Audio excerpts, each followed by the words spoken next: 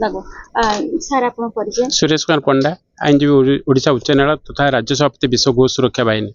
आज कौन कह आज जो कार्यक्रम आज समस्त साधु सन्त गोमाता भक्त गोसेवक राष्ट्रसेवक समस्त आम एक कहीचु एकमात्र कारण गोमाता राष्ट्रमातार घोषणा उद्देश्य जगतगुरु शंकराचार्य निर्देश क्रमे आम समस्त एक कहीचु यार एकमात्र कारण गोमाता सुरक्षा ही विश्वर रक्षा गोहित जगत कल्याण गोमाता विश्व प्राणी प्राण गोवंश सुरक्षा समस्त प्राणी जगत भितर श्रेष्ठ